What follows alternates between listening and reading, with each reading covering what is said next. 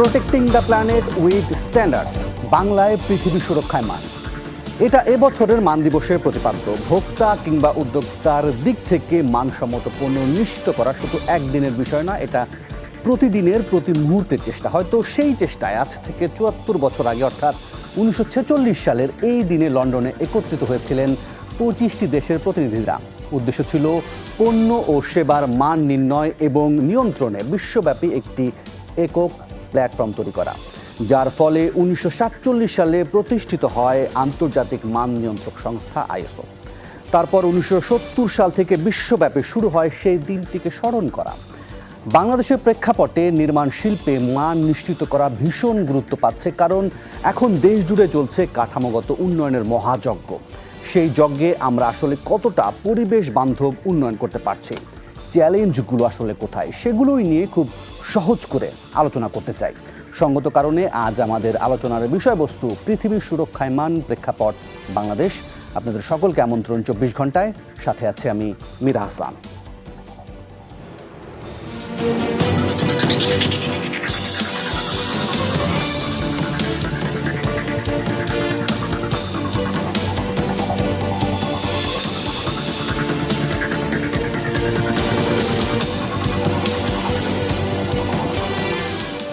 আজ আলোচনার জন্য আমরা একাধিক অতিথিকে আমন্ত্রণ জানিয়েছি, তাদের সাথে একে একে পরিচিত হব। শুরুতে পরিচয় করিয়ে দিতে চাই centre for housing and building রিসার্চের নির্বাহী পরিচালক মোহাম্মদ আবু সাদেককে।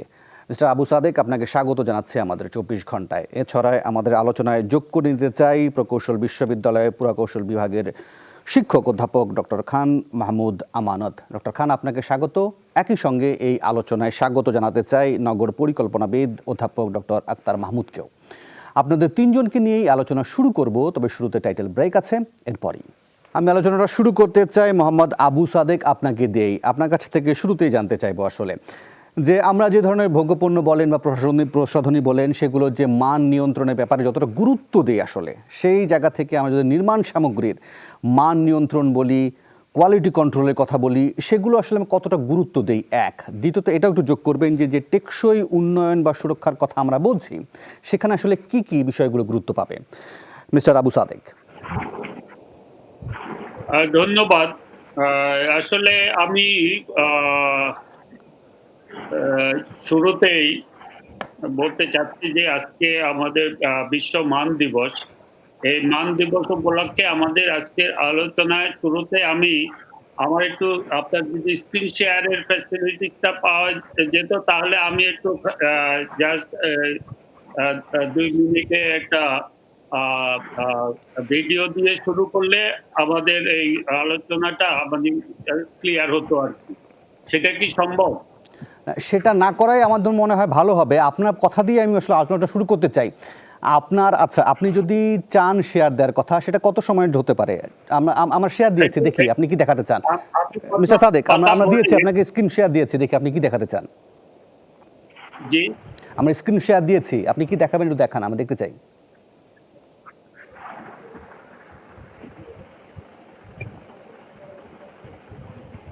মিস্টার সাদেক, দেখা যাচ্ছে? জি, আমি দেখতে পাচ্ছি। বাংলাদেশ পৃথিবীর অন্যতম ঘনবসতিপূর্ণ দেশ, যেখানে প্রতি বর্গ কিলোমিটারে ১২৫০ জন লোকের বসবাস। টেকসই উন্নয়ন লক্ষ্যমাত্রা ২০৩০, উন্নত বাংলাদেশ ২০৪১ এবং ডেল্টা পরিকল্পনার মতো সুদূর প্রসারী লক্ষ্যমাত্রা প্রণয়ন ও বাস্তবায়নের মাধ্যমে দেশটি মধ্যম আয়ের দেশে উন্নীত হওয়ার দ্বার প্রান্তে, যেখানে কৃষি, শিল্প ও ম্যানুফ্যাকচারিং সমান তালে অবদান রেখে যাচ্ছে। এই লক্ষ্যমাত্রা সমূহ অর্জনে বড় চ্যালেঞ্জ কৃষি ও পরিবেশকে উন্নয়নের মূল ধারায় সম্পৃক্ত করা এবং কার্বন নিঃসরণ নিয়ন্ত্রণে রেখে নিরবিচ্ছিন্ন শক্তির যোগান নিশ্চিত করা। ২০৪১ সালের মধ্যে শক্তি সরবরাহে ৩৮% প্রাকৃতিক গ্যাস থেকে এবং ৪৫% তেল ও কয়লা থেকে পরিকল্পনা করা হয়েছে। কিন্তু জ্বালানি হিসাবে প্রাকৃতিক গ্যাসের তুলনায় কয়লা বা তেল অনেক বেশি কার্বন ডাইঅক্সাইড গ্যাস নিঃসরণ করে, ফলে পরিবেশের উপর বিরূপ প্রভাবের সম্ভাবনা থেকেই যাচ্ছে। অন্যদিকে অবকাঠামো উন্নয়নের সাথে সংশ্লিষ্ট নির্মাণ সামগ্রী উৎপাদন ও সরবরাহ মুক্ত শক্তি বা এম্বডিড এনার্জির ব্যবহারও বাড়াবে। বর্তমানে আমাদের মাথাপিছু কৃষি জমির পরিমাণ মাত্র 11%। তা সত্ত্বেও আমরা প্রতি বছর 1/1 কৃষি জমি হারাচ্ছি, যা অপরিকল্পিত গ্রামীণ গৃহায়ন এবং 17% পোড়া মাটির ইট তৈরির কারণ। বাংলাদেশে প্রতি বছর কম বেশি 2,500 কোটি পোড়া মাটির ইট তৈরি হচ্ছে এবং এই ইট তৈরির কারণে প্রায় 2 কোটি টন কার্বন নিঃসরিত হচ্ছে, যা আমাদের দেশের মোট কার্বন নিঃসরণের প্রায় 20%। ইট তৈরিতে কৃষি জমির উপরিভাগের উর্বর মাটি এবং ইট পোড়ানোর জন্য কাঠ, কয়লা ও প্রাকৃতিক গ্যাস ব্যবহৃত হচ্ছে। যে সম্ভবত আপনি একটি প্রামাণ্য চিত্র আমাদেরকে দেখাচ্ছেন মোহাম্মদ আবু সাদেক, সেটা সম্ভবত এই মান দিবসে পৃথিবীর সুরক্ষায় বা বাংলাদেশের প্রেক্ষাপটে সেটা কি ধরনের, সেটা দিয়ে আপনি মূল বক্তব্য প্রারম্ভিকভাবে শুরু করছিলেন। আমি আপনার কাছ থেকে একটু ছোট্ট করে জানতে চাই, আমি যে প্রশ্নটি দিয়ে শুরু করেছিলাম মানের বিষয়টি, সেটা যদি আপনি একটু বিশ্লেষণ করেন এবং কেন পরিবেশ সুরক্ষার বিষয়টিকে এত গুরুত্ব পাচ্ছে। বাধাগ্রস্ত হওয়া বা ব্যয় বৃদ্ধি পাওয়ার কোনো মিস্টার সাদেক। সম্ভাবনা নাই, বরং উন্নয়নের গতি বৃদ্ধি পাবে এবং মিস্টার আবু সাদেক। ব্যয় হ্রাস পাবে। অধিকন্তু পরিবেশের উপর ক্ষতিকর প্রভাব মিস্টার আবু সাদেক, আপনি কি আমাকে শুনতে পাচ্ছেন? সম্ভব হবে। ভবন নির্মাণ ও মিস্টার আবু সাদেক, আপনি কি আমাকে শুনতে পাচ্ছেন? মিস্টার আবু সাদেক, মিস্টার আবু সাদেক, আপনি কি আমাকে শুনতে পাচ্ছেন? আমি আপনাকে বলছিলাম যে আপনার যে আমাদেরকে যে অনুষ্ঠানটি দেখাচ্ছিলেন বা যে প্রামাণ্য চিত্র দেখাচ্ছিলেন, সেটা আমরা কিছু দেখছি। আমরা আবারও আপনার সাথে যোগ দেব, তবে আমি এই ফাঁকে অধ্যাপক ডক্টর আক্তার মাহমুদ তার বিশ্লেষণ জানতে চাইব। ডক্টর খান, আপনার কাছেও একটু শুরু করি। আমি আসলে যে প্রশ্নটা দিয়ে শুরু করেছিলাম আবু সাদেককে, আবারও তাকে আমরা যোগ করে নেব। আপনার কাছ থেকে একটু শুনি আমরা যে মানে ভোগ্যপণ্য হোক বা নির্মাণ সামগ্রী হোক, আমাদের দেশে আসলে এসব বিষয়ে মান নিয়ন্ত্রণ করার দায়িত্ব কাদের, সে বিষয়গুলো আমরা কতটা গুরুত্ব দেই এবং তাদের সক্ষমতা কেমন দেখেন? ডক্টর খান। ধন্যবাদ। আসলে জীবনের যে কোনো পর্যায়ে মানসম্মত যে কোনো জিনিসের ব্যবহার এটা অবশ্যই প্রয়োজন। তো যেহেতু নির্মাণ সামগ্রী সম্বন্ধে আমাকে জিজ্ঞাসা করছেন, সেই ব্যাপারেই ফোকাস করি যে আমাদের দেশে নির্মাণ সামগ্রী সহ যে কোনো ভোগ্যপণ্য বা যে কোনো উৎপাদিত পণ্যের মান নিয়ন্ত্রণের জন্য একটা সংস্থা আছে, সেটা হচ্ছে বাংলাদেশের স্ট্যান্ডার্ডস অ্যান্ড টেস্টিং ইনস্টিটিউশন। ওনাদের কাজ হচ্ছে যে সমস্ত প্রোডাকশন গুলো হচ্ছে আমাদের দেশে বাজারে আসছে, সেটা যে কোনো খাবার দাবার থেকে শুরু করে নির্মাণ সামগ্রী, সিমেন্ট, রড, এই সবগুলোই যথাযথ মান নিয়ন্ত্রণ করা। এবং এই জন্য আমরা ইউরোপিয়ান স্ট্যান্ডার্ডটা ফলো করি। বিএসটিআই যে স্ট্যান্ডার্ডটা, এটার কারণ হচ্ছে যে ইউরোপিয়ান স্ট্যান্ডার্ড বা আইএসও স্ট্যান্ডার্ড, ওরা একটা ফ্রি লাইসেন্স দিয়েছে সবাইকে, যে কেউ চাইলে ইউরোপিয়ান স্ট্যান্ডার্ডটা তাদের নিজেদের মতন করে অ্যাডপ্ট করতে পারে উইদাউট এনি চেঞ্জ। তো সেই সুযোগটা কাজে লাগিয়ে বিএসটিআই বিভিন্ন পণ্যের, স্পেশালি নির্মাণ সামগ্রীর মান হিসাবে ইউরোপিয়ান স্ট্যান্ডার্ডকে নির্ধারণ করে দিয়েছে। এবং এই মানের নির্ধারণের ব্যাপারে বা মান প্রস্তুতের ব্যাপারে বা মান নির্দেশনার ব্যাপারে আমাদের কিন্তু কোনো কমতি নাই। বিএসটিআই মোটামুটি ভালো কাজই করছে।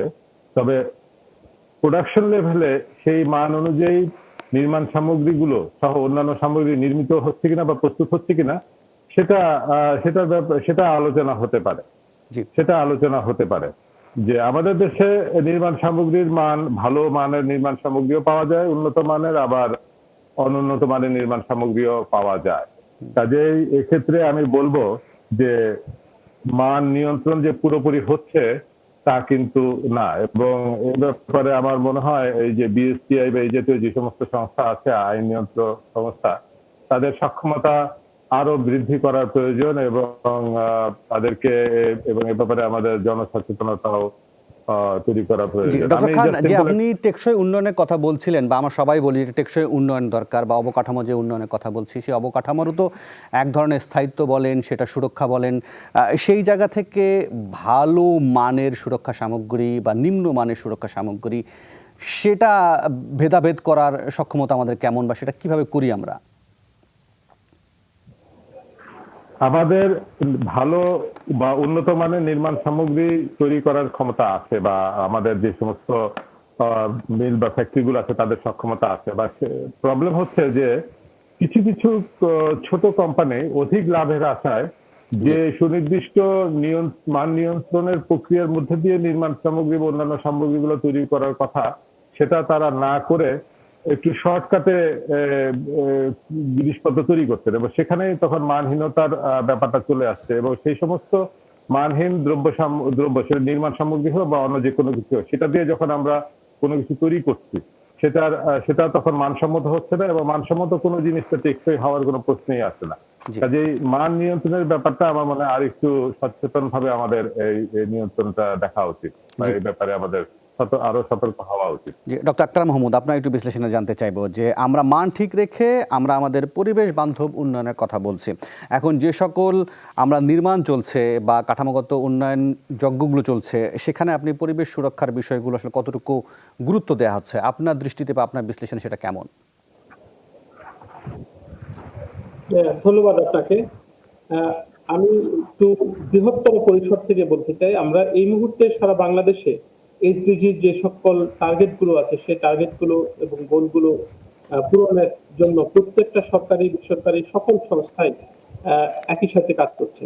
তো সেখানে কিছু লক্ষ্যমাত্রা দেয়া থাকে, যেমন আমরা যারা নগর নিয়ে কাজ করি তারা গোল নাম্বার 11 বিশেষত এটা নিয়ে কাজ করে, যেখানে বলা হয়েছে যে সাস্টেনেবল সিটিজ এন্ড কমিউনিটিজ, শহর এবং নগর জনপদ যেগুলোই তৈরি হবে সেটা হতে হবে সাস্টেনেবল, এবং সেটা হতে হবে অভিঘাত সহনশীল। এই যে শব্দটা বললো, অভিঘাত সহনশীল, রেজিলিয়েন্ট শহর, এই শহর বা যে কোনো জনবসতি যখন গড়ে তুলতে হবে, সেটা যে কোনো ধরনের শককে অ্যাবজর্ব করার মতো অথবা শকের সাথে যে কোনো ঝুঁকিকে হ্রাস করার মতো সক্ষমতা তার থাকতে হবে। এখন নির্মাণ সামগ্রীর ক্ষেত্রে আপনি সেটা অবকাঠামোই হোক মানে দালালি হোক না কেন, সেখানে যে সকল নির্মাণ সামগ্রী ব্যবহার করা হবে, সেটা প্রত্যেকটা নির্মাণ সামগ্রীর বিশেষ বিশেষ কিছু স্ট্যান্ডার্ড দেয়া থাকে। সেই স্ট্যান্ডার্ড পর্যন্ত পৌঁছাতে পারছে কিনা, সেই মানটা রক্ষা করতে পারছে কিনা, সেটা তদারকি করছে বিএসটিআই। এবং নির্মাণের সময় সেই ম্যাটেরিয়াল গুলা ব্যবহার করা, এবং যদি ব্যবহার করা হয় সেখানে আরো অনেক বিষয় আছে, তথ্য প্রযুক্তি, ইঞ্জিনিয়ারিং বিষয় আছে, সেগুলোকে মেনে যদি এই নির্মাণগুলো করা হয়, তাহলে ধরে নিতে পারেন আপনি সেখানে ঝুঁকিটা কমে আসবে, বা যে কোনো ধরনের দুর্যোগের জন্য সে তৈরি থাকবে। এটা হচ্ছে ফান্ডামেন্টাল একটা বিষয়। এখন আমরা যতগুলো এই অবকাঠামোই বলেন বা দালান কোঠাই এখানে তৈরি হয় না কেন, সেখানে সুপারভিশনটা খুব ইম্পর্টেন্ট। সেই সুপারভিশনটা ইম্পর্টেন্ট এই কারণে যে যথাযথ মানসম্পন্ন পণ্য ব্যবহার করা হচ্ছে কিনা, ম্যাটেরিয়াল গুলো ব্যবহার করা হচ্ছে কিনা, এবং সঠিক পদ্ধতি অবলম্বন করা হচ্ছে কিনা, সেই পদ্ধতিটা অবলম্বন সব যদি করা হয়, তখনই এটা ঝুঁকিটা কমে আসবে। এখন এই সব কাজের জন্য নানা ধরনের গাইডলাইন দেওয়া থাকে, স্ট্যান্ডার্ড দেওয়া থাকে। ফর এক্সাম্পল, আমরা যখন দালান কোঠা নিয়ে কথা বলি, সেখানে বিল্ডিং কোড আছে আমাদের, সেই বিল্ডিং কোড অনুযায়ী তৈরি হচ্ছে কিনা, এই জিনিসগুলো দেখভাল করার বিষয় আছে। এবং তার জন্য নির্দিষ্ট কিছু প্রতিষ্ঠানও আছে যে কারা এই জিনিসগুলো, এই বিষয়গুলো দেখবে, এই গাইডলাইনটা ফলো করা হচ্ছে কিনা সেগুলো দেখবে, সে তার জন্য নির্দিষ্ট কর্তৃপক্ষ থাকে।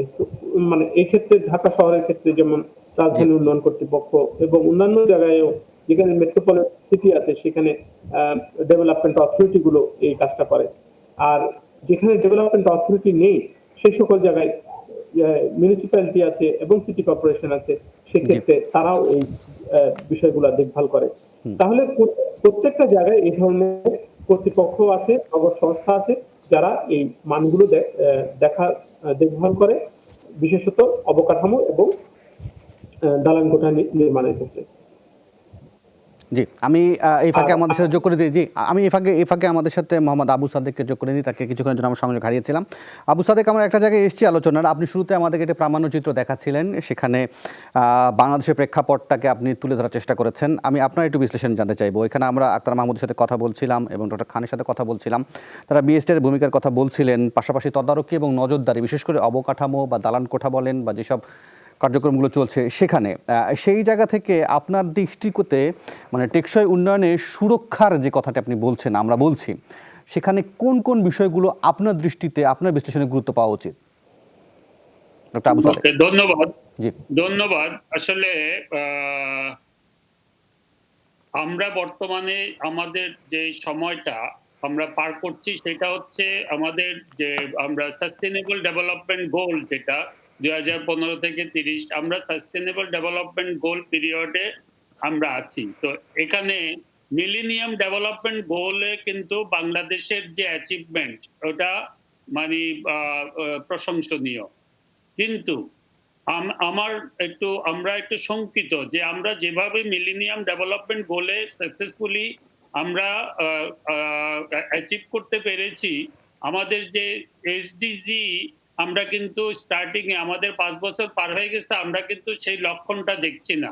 প্রধান কারণ হলো আমাদের যেই এখন যে উন্নয়ন হচ্ছে বা আমরা যেটাকে বলি সো কল্ড উন্নয়ন, সেটা সাথে যদি আমরা এনভায়রনমেন্টাল ইস্যুটাকে যদি আমরা ইনক্লুড করতে পারি, তাহলেই সেটাকে আমরা সাস্টেনেবল ডেভেলপমেন্টটা বলতে পারি।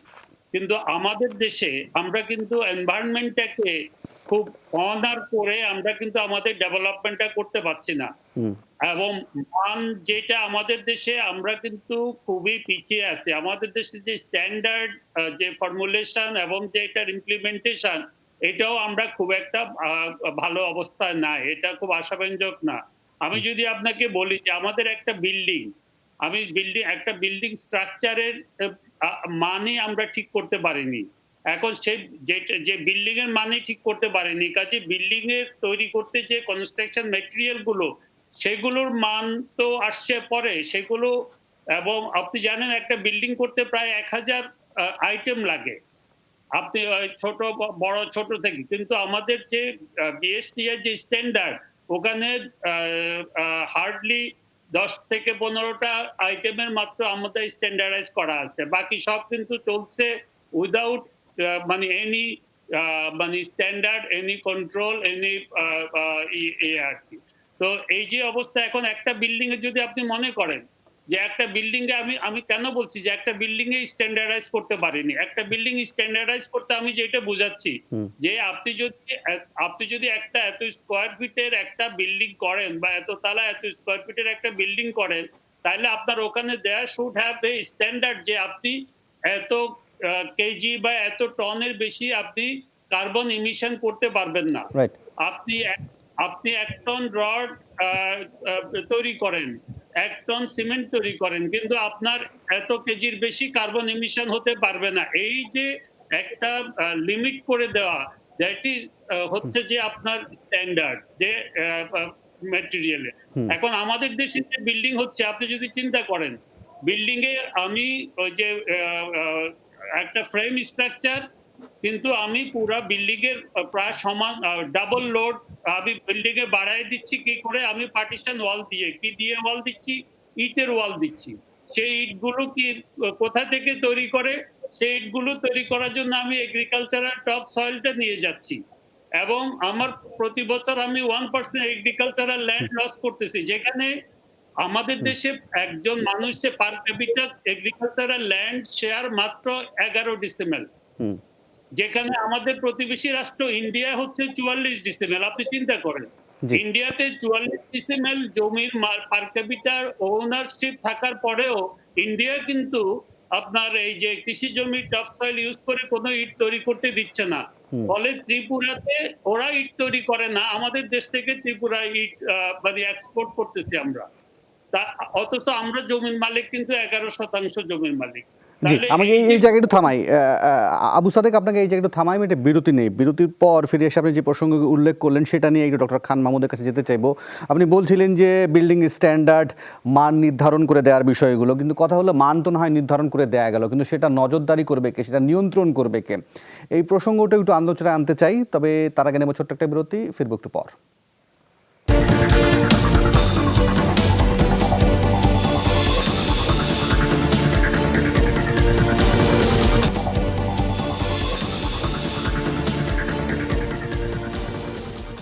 আবার আমন্ত্রণ 24 ঘন্টায় আমরা কথা বলছি পৃথিবী সুরক্ষায় মান প্রেক্ষাপট বাংলাদেশ নিয়ে। আমরা যেতে চাই ডক্টর খান মাহমুদ আমানতের কাছে। ডক্টর খান, আপনি শুনছিলেন যে বিরতির আগে মোহাম্মদ আবু সাদেক আমাদেরকে বলছিলেন, উল্লেখ করছিলেন যে একটি ভবন নির্মাণের ক্ষেত্রে সেখানে দেখা যায় যে 1000-এর বেশি পণ্য সেখানে ব্যবহৃত হয়ে থাকে। এখন তিনি বলছিলেন যে ধরেন একটা বিল্ডিংয়ের আপনি স্ট্যান্ডার্ড সেট করে দিলেন, কিন্তু সেই মানটা আসলে নিয়ন্ত্রিত হচ্ছে কিনা বা সেই মানটা ব্যবহার হচ্ছে কিনা সেটা আসলে নজরদারি করবে কে? ধরুন রাজুকে একটা প্ল্যান পাস করা হলো, এখন প্ল্যান পাসের সময় সেই ভবনে কি ধরনের নির্মাণ সামগ্রী ব্যবহার হবে বা হচ্ছে, কিংবা কতটা পরিবেশ বান্ধব হচ্ছে কিনা আদৌ, সেটা আসলে নিয়ন্ত্রণ করার বা দেখার সুযোগ থাকে কিনা? ধন্যবাদ। হ্যাঁ, বিষয়টা অবশ্যই অত্যন্ত গুরুত্বপূর্ণ যে মান নিয়ন্ত্রণ করতে হবে, সেটা যে কোনো ক্ষেত্রেই হোক, ভবন নির্মাণ সহায়ক। তো ভবন নির্মাণের জন্য আমাদের দেশে কিন্তু প্রথমত যেটা আছে বিল্ডিং কনস্ট্রাকশন অ্যাক্ট, এবং সেই অ্যাক্টের অধীনেই আছে বাংলাদেশ ন্যাশনাল বিল্ডিং কোড, যেটা প্রথম 1993 সালে তৈরি হয়। এবং এ ব্যাপারে আসলে এই যে কোড তৈরি করা বা কোড এবং এগুলোকে অনুসরণ করা বা এগুলোকে হালনাগাদ করা, এই ব্যাপারে আসলে আমাদের পারফরমেন্স খুব একটা ভালো না বলছে এই কারণে যে 1993 সালে যখন আমরা প্রথম বিল্ডিং কোড তৈরি করি, এরপরে এখন পর্যন্ত এটা হালনাগাদ হয়নি। এটা সেই কত বছর, 93 থেকে আজকে প্রায় 27-28 বছর হয়ে গেল আর কি। তো আমরা আশা করছি বাংলাদেশ ন্যাশনাল বিল্ডিং করে পরবর্তী ভার্সন 2020 খুব শিগগিরই বের হবে। এই যে এত 20-25 বছর পার হয়ে যাচ্ছে, তাও আমরা কোড আপডেট করছি না বা করতে পারি না, এটা কিন্তু আমাদের এক ধরনের ব্যর্থতা। আমাদেরকে এর থেকে বের হয়ে আসতে হবে, এটার কোনো বিকল্প নাই। কারণ উন্নত দেশে সব দেশেই কিন্তু এই বিল্ডিং কোড গুলা 3-4 বছর 5 বছরের পর পরে এটা আপডেট হয়ে থাকে। তো যাই হোক, তারপরেও দুঃখের বিষয় হচ্ছে যে পুরনো হলেও একটা বিল্ডিং কোড হয়তো আমাদের আছে, কিন্তু সেটাও সঠিকভাবে অনুষ্ঠিত হচ্ছে কিনা সেটা দেখভাল করার কিন্তু কোনো জুৎসই বা উপযুক্ত কোনো সরকারি নিয়ন্ত্রক সংস্থা নাই। এখানেও আমাদের এগিয়ে আসতে হবে। বিল্ডিং কোডে কিন্তু বিস্তারিতভাবে বলে দেওয়া আছে একটা বিল্ডিং সঠিকভাবে মান নিয়ন্ত্রণ করে কিভাবে তৈরি করতে হবে। তারপরে এর আগে আক্তার মাহমুদ সাহেব বলেছেন যে বিল্ডিং তৈরির সময় সেটাকে সুপারভিশন করতে হবে। সুপারভিশন কিভাবে করবে, কারা করবে, যারা সুপারভিশন করবে তাদের যোগ্যতা কি থাকতে হবে, তাদের কি অভিজ্ঞতা থাকতে হবে, সেই সমস্ত কথা সবকিছুই কিন্তু বিল্ডিং কোডে বলা আছে। তো এইগুলো দেখভাল করার জন্য আমাদেরকে শক্তিশালী একটা নিয়ন্ত্রণ সংস্থা থাকতে হবে, যাদের একমাত্র কাজ হবে এটা নিয়ন্ত্রণ করে। এটা কিন্তু আমাদের ঢাকা শহরে মনে করা হয় যে ঢাকা শহরের সমস্ত বিল্ডিং বোধহয় রাজুক নিয়ন্ত্রণ করবে বা রাজুকের তত্ত্বাবধান হবে। ব্যাপারটা কিন্তু আসলে আমি এই মুহূর্তে সেটা মনে করছি না, কারণ রাজুক নিজেই এখন এক ধরনের ডেভেলপার হয়ে গেছে এবং রাজুকের এই নিয়ন্ত্রকের ভূমিকা এবং ডেভেলপারের ভূমিকা এটা কিন্তু কনফ্লিক্টিং। আমাদেরকে এর থেকে বের হয়ে আসতে হবে। নিয়ন্ত্রণ সংস্থা শুধুমাত্র নিয়ন্ত্রণই করবে, তার কোনো বিজনেস অ্যাটিটিউড বা ব্যবসায়িক স্বার্থ কোথাও থাকা চলবে না। কিন্তু জি ঢাকা শহরে রাজুক কিন্তু নিজেই ল্যান্ড ডেভেলপে যুক্ত আছে। জি তো আমার মনে হয় এর থেকে আরো শক্তিশালী, এবং রাজুক তো শুধুমাত্র ঢাকা শহরের জন্য, আমাদের সারা বাংলাদেশের জন্য এরকম একটা নিয়ন্ত্রণ সংস্থা তৈরি করা দরকার, যারা জি এই নির্মাণের কোয়ালিটি গুলো দেখভাল করবে এবং নিয়ন্ত্রণ করবে। আর জি, এর মোহাম্মদ আবু পাশাপাশি সাদেক, আপনার কাছে যেতে চাই। আপনি শুনছিলেন ডক্টর খান মাহমুদ বলছিলেন যে রাজুকের ভূমিকা নিয়ে তার এক ধরনের প্রশ্ন রয়েছে। এখন কিন্তু বলা হচ্ছে যে বিল্ডিং কোড যেটা আছে সেটা আপডেটের প্রসঙ্গটা আসছে। আবার আমরা যে ধরনের উন্নয়ন বা সুরক্ষার কথা বলছি, যদি ঠিকঠাক মতন নিয়ন্ত্রণ করতেই না পারি বা সেটা তদারকি না করতেই পারি, তাহলে আমাদের সেই টেকসই উন্নয়ন বা একটা মানসম্মত ভবন সেটা করার দাবি হালকা হয়ে যায় কিনা? হ্যাঁ, আসলে ঠিকই বলছেন। আমি ওই প্রফেসর খান মাহমুদের আমানতের সাথে আমি 100% একমত। আমাদের এখানে মূল সমস্যা, একে তো আমাদের যেমন মান নির্ধারণের সক্ষমতা কম, মান যেটুকু নির্ধারণ করা আছে, যে মানগুলো, সেগুলো বাস্তবায়নের সক্ষমতা কম। এবং রাজুকের ব্যাপারে যেটা আমানত সাহেব যেটা বললেন, এটা খুবই সঠিক যে রাজুকের এটা কি একটা রেগুলেটরি বডি, না এটা একটা ইমপ্লিমেন্টিং বডি? এটা রেগুলেটরি বডি আবার ইমপ্লিমেন্টিং বডি, সেখানে কনফ্লিক্ট অফ ইন্টারেস্ট আছে। এটা কোনোদিন একজন রেগুলেট করতে পারার কথা না সেখানে। ফলে হচ্ছে আমাদের এখানে যে আমরা যে টেকসই উন্নয়নের কথা আমি যেটা বলছি, এখানে আরেকটা আমি জাস্ট যোগ করতে চাই, রাজুক না শুধু, ওভারঅল গভর্নমেন্টে কিন্তু গভর্নমেন্টের যে স্ট্যান্ডার্ড, সেটা গভর্নমেন্টে কিন্তু মানছে না। গভর্নমেন্ট নিজেই যদি গভর্নমেন্টের ফর্মুলেট করা স্ট্যান্ডার্ড না মানে, তাহলে অন্যরা তো মানার প্রশ্নটা আরো দূরে থেকে যায়। আমি উদাহরণ হিসাবে বলি, যেমন আমাদের স্টিলের একটা মান আছে, যেটা বিডিএস আইএসও অ্যাডপ্ট করা আমাদের বাংলাদেশে, এবং এটা লেটেস্ট ওয়ার্ল্ডে আইএসও 2016-তে যেটা করছে, সেটা বাংলাদেশ অ্যাডপ্ট করে দিয়েছে। এটা খুবই ভালো স্ট্যান্ডার্ড। কিন্তু ওইটার শুরুতেই বলা আছে যে যদি সরাসরি স্ক্র্যাপ থেকে যদি কেউ রড তৈরি করে, সেটা স্ট্রাকচারাল স্টিল হিসেবে ব্যবহৃত হবে না। কিন্তু বাজারে সেটা আছে, এবং যারা তৈরি করে সেই মিলগুলোকে প্রতি বছরই কিন্তু বিএসটিআই তাদের লাইসেন্সটা রিনিউ করছে। তাহলে বিএসটিআই জানে যে এ বিলেট থেকে সরাসরি রড করছে, এবং তারপরেও প্রতি বছর রিনিউ করছে, ফলে বাজার কন্ট্রোল করা যাচ্ছে না। তারপরে আরেকটা আমি এক্সাম্পল দিচ্ছি, এই যে আমাদের স্ট্যান্ডার্ড যে সিমেন্ট, আমাদের যে বিএসটিআই যে সিমেন্টকে স্ট্যান্ডার্ডাইজ করে দিতে, সেই সিমেন্ট পাবলিক ওয়ার্কস ডিপার্টমেন্ট, সরকারের একটা বড় ডিপার্টমেন্ট, পাবলিক ওয়ার্কস ডিপার্টমেন্ট, তারা সেটা ফলো করে না। স্টিলের ব্যাপারে যেমন আমাদের যে স্ট্যান্ডার্ড স্টিলে, সেখানে 80 গ্রেডের যে রড স্ট্যান্ডার্ডে অ্যালাউ করে, স্ট্যান্ডার্ডে আছে, পিডব্লিউডি সেটা অ্যালাউ করছে না। তার মানে পিডব্লিউডির মতো একটা সংস্থা, তারা আমাদের সরকারি যে মান, সেই মানটা তারা নিজেরাই ওবে করে না, তারা নিজেরাই মান্য করে না। অন্যদের তো মান্য আপনি করাবেন কি করে, আপনি নিজে যদি সেটা মান্য না করেন? এই বিষয়গুলো আমাদেরকে, আমি বলি যে আমি মনে করি যে বড় একটা প্রতিবন্ধকতা, যে আমাদের যে টেকসই উন্নয়নের কথা যেটা আমরা বলছি, আর বাস্তবে ফিল্ডে যা চলছে, আপনি যদি বিল্ডিং কোড ইমপ্লিমেন্ট না করাতে পারেন, তাহলে আপনার টেকসই উন্নয়ন অসম্ভব। আর বিল্ডিং কোড, আপনি কোন বিল্ডিং কোড ইমপ্লিমেন্ট করাবেন? যে বিল্ডিং কোড 93-তে হয়েছে, মানে আজকে থেকে 27 বছর আগে। তো 27 বছর টেকনোলজি বা সায়েন্স কি 27 বছর ভ্যালিড থাকে? কোনোদিন থাকে না। আপনি 27 বছর এখনো officially as per government rule, আপনার কিন্তু সেই 27 বছর আগের কোডটা আপনার জন্য ভ্যালিড।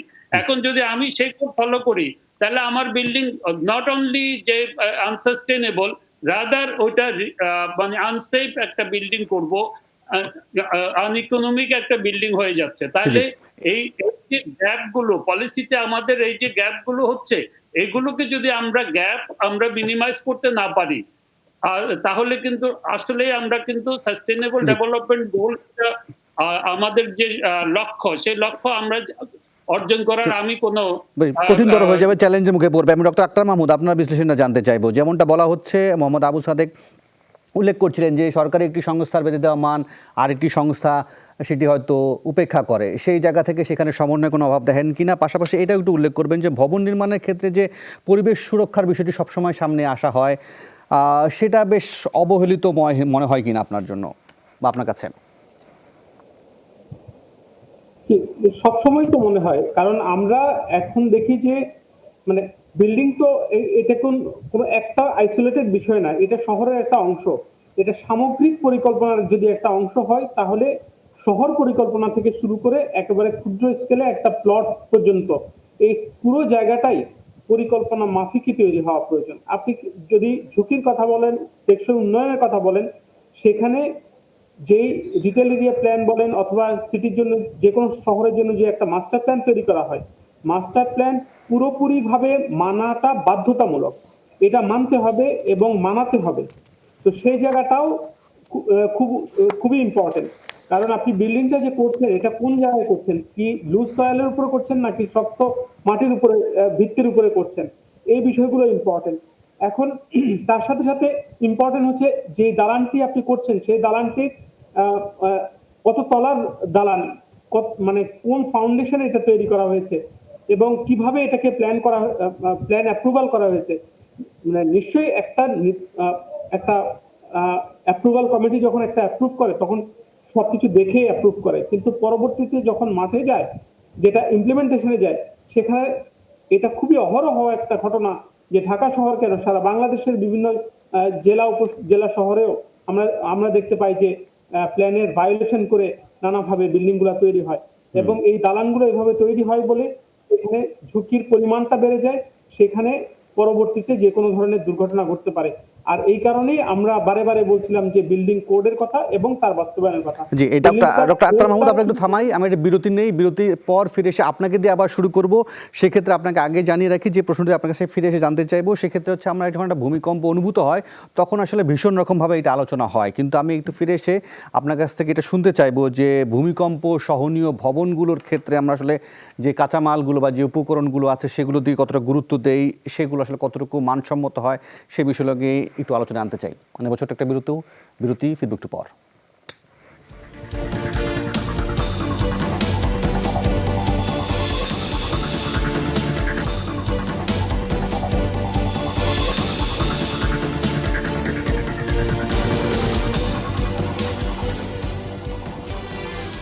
আবার আমন্ত্রণ 24 ঘন্টায় আমরা আজকে কথা বলছি পৃথিবী সুরক্ষায় মান এবং বাংলাদেশ প্রেক্ষাপট নিয়ে। আমি ডক্টর খান মাহমুদ আমানত আপনার কাছে যেতে চাই। আমি বিরতির আগে যে প্রশ্নটি রেখেছিলাম আপনাদের উদ্দেশ্যে, না ডক্টর আক্তার মাহমুদ আপনি আমার সাথে যোগ দিয়েছেন, আমি আপনার কাছে প্রশ্নটা আসলে রেখেছিলাম। ডাক্তার মাহমুদ, যেটা বলছিলাম যে আসলে ভূমিকম্প অনুভূত হলে আসলে আমরা তখন ভবনের সুরক্ষার বিষয়গুলোকে নিয়ে ভীষণ রকম কথা বলি। এখন ভূমিকম্প সহনীয় যে নির্মাণ সামগ্রীগুলো আছে সেগুলোর বিষয়ে আপনি কিভাবে দেখেন? অনেকেই এই অভিযোগটি করেন যে স্ক্র্যাপ থেকে স্টিল হয়, এগুলো কি আসলে মানসম্মত বলা যায় কিনা? ডক্টর আক্তার মাহমুদ। আপনি একটা বিষয় খেয়াল করে দেখেন যে বড় ধরনের ভূমিকম্প বাংলাদেশে হয়েছে 100 বছরও আগে। আর মাঝে মাঝে যে ভূমিকম্পগুলো আমরা দেখতে পাই সেগুলো হচ্ছে ছোট ধরনের ভূমিকম্প, এতে বড় রকমের ক্ষয়ক্ষতি রিসেন্টলি দেখা যায়নি। বড় ভূমিকম্প 100 বছর আগে হয়েছে, এরকম একটি ধারণা আমরা করি যে যে কোনো সময় একটা বড় ধরনের ভূমিকম্প এই এলাকায় হতে পারে। পাশাপাশি আরেকটা ঘটনা আপনি খেয়াল করে দেখেন যে মাঝে মাঝে ঢাকা শহরে বড় ধরনের অগ্নিকাণ্ডের ঘটনা ঘটে, যেমন নিমতলিতে হলো, চুরিহাট্টাতে হলো। যখন এই ধরনের একটি ঘটনা ঘটে তখন দেখা যায় প্রচুর কথাবার্তা হয়, খুব সিরিয়াসনেস দেখা যায়, তদন্ত কমিটি হয়, তার পরবর্তীতে কিন্তু সেটা বজায় থাকে না। যে ঘটনাটা এত দগদগে ঘা তৈরি করে যায় সেই ঘটনারই কোনো প্রস্তুতি পরবর্তীতে আমরা দেখতে পাই না। আর ভূমিকম্পের বিষয়টি মানে তার সিরিয়াসনেসটা কত নিচের দিকে থাকে সেটাই আমি বলার চেষ্টা করলাম আর কি। তো ভূমিকম্প হতে পারে এটাকে ধরে নিয়ে আমাদের এখানে বেশ কিছু বড় বড় ধরনের প্রকল্প হয়েছে। সিডিএমপি তার একটা কম্প্রিহেনসিভ ডিজাস্টার ম্যানেজমেন্ট একটা প্রজেক্ট হয়েছিল কিছুদিন আগে, এবং সারা বাংলাদেশের বিভিন্ন শহরে ভূমিকম্প হলে কি কি ধরনের ক্ষয়ক্ষতি হতে পারে তার চিত্র প্রজেকশন করা হয়েছে, ঢাকা শহরের জন্য করা হয়েছে।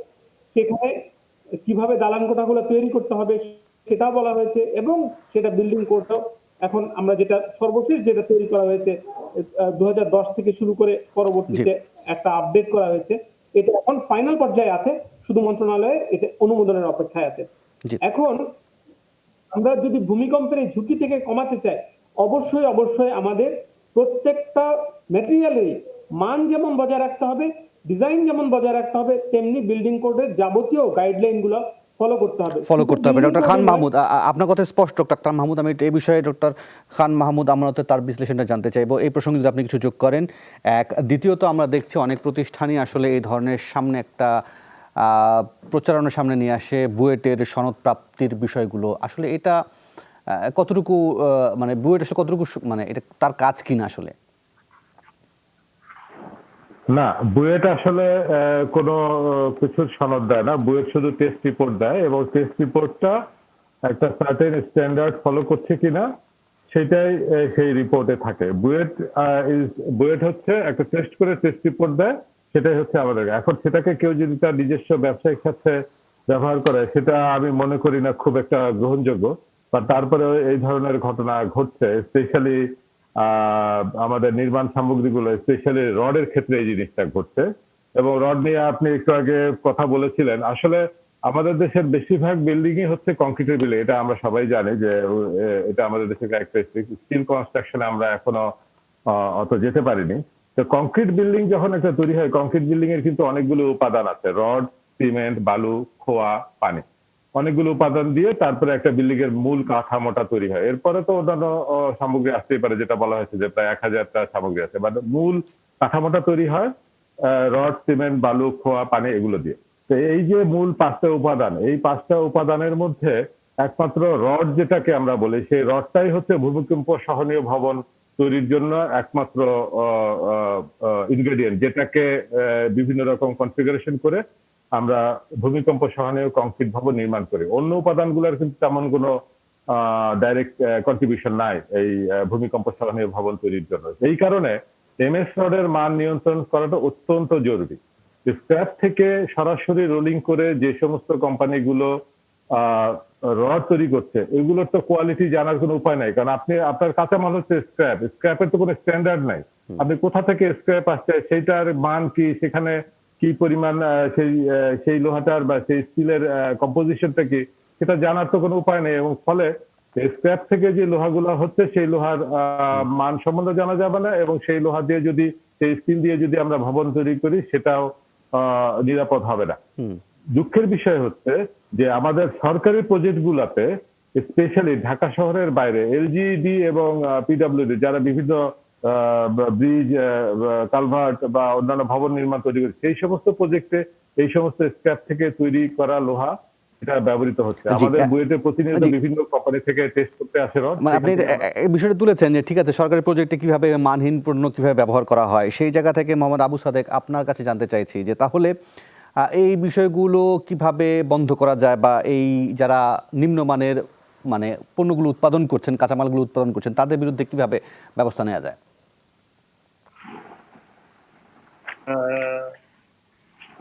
আমি বলবো যে যারা ব্যবহার করছে তাদের বিরুদ্ধে আপনি কি ব্যবস্থা নেবেন? ওই যে আমানত সাহেব কি বললেন, এটা তো সরকারি প্রজেক্টেই তো ব্যবহার হচ্ছে। যদি মানহীন স্ক্র্যাপের রড যদি সরকারি প্রজেক্টে ব্যবহার হয়, তা আপনি কার বিরুদ্ধে ব্যবস্থা নেবেন?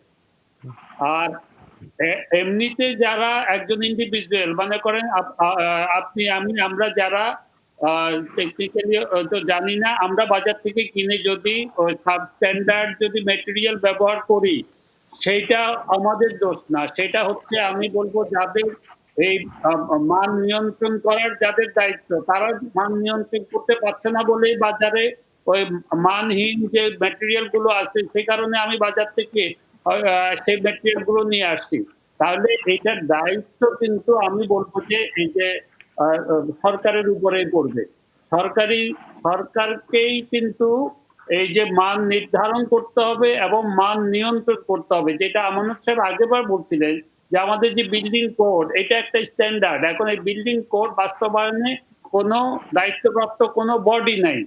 যেখানে নতুন বিল্ডিং কোডে কিন্তু মানে ক্লিয়ার আউটলাইন করে দেওয়া আছে যে একটা building Bangladesh building regulatory authority হবে। সে বাংলাদেশ বিল্ডিং রেগুলেটরি হবে, এখন মাত্র প্রস্তাব আছে। কবে হবে, যখন হবে তারা তখন এইটা এই দায়িত্বগুলো নিয়ে তখন তাদেরকে আমরা দায়ী করতে পারবো। এখন তো আমি এটা দায়িত্বে কেউ নাই, কাকে দায়ী করবো? আরেকটা জিনিস আপনি দেখেন, হাউজিং যে আমাদের দেশে 30% লোক শহরে বাস করে, এর মধ্যে ওই বস্তি টস্তি গরিব মানুষ বাদ দিলে আপনার 15 to 20% লোক তারা তাদের হাউজিং নিয়ে আমরা এত কথা বলছি। কিন্তু এই যে বাকি যে 80% লোক যারা টিনের বাড়িতে থাকে, আমাদের দেশে মানে টিনের চাল হচ্ছে 80% বাড়ি। যারা 80% লোক গ্রামে থাকে, টিনের বাড়ি থাকে, নদী ভাঙনে যাদের বাড়ি ভেঙে যাচ্ছে, যারা এদের যে বাসস্থান, এদের বাড়ি, এদের ঘর, এগুলোর জন্য বাংলাদেশে কোনো স্ট্যান্ডার্ড নাই, কোনো জি। কোড নাই। মানহীনতার আপনি অনেক ধরনের উদাহরণ উল্লেখ করছিলেন মোহাম্মদ আবু সাদেক। আমার হাতে একেবারেই সময় শেষ হয়ে গেছে, তবে আশা করব আপনার যে মতামত এবং মন্তব্য এবং যে বিশ্লেষণগুলো দিয়েছেন সেগুলো নিশ্চয়ই আমাদেরকে সমৃদ্ধ করবে এবং সংশ্লিষ্ট কর্তৃপক্ষের দৃষ্টি আকর্ষণ করবে। অসংখ্য ধন্যবাদ মোহাম্মদ আবু সাদেক, অধ্যাপক ডক্টর খান মাহমুদ আমানত এবং অধ্যাপক ডক্টর আক্তার মাহমুদ, আপনাদের তিনজনের মূল্যবান সময় এবং মন্তব্যের জন্য। আর এই ছিল আজকে 24 ঘন্টায়। কাল আবারও দেখা হবে। সে পর্যন্ত ভালো থাকুন, সুস্থ থাকুন, শুভরাত্রি।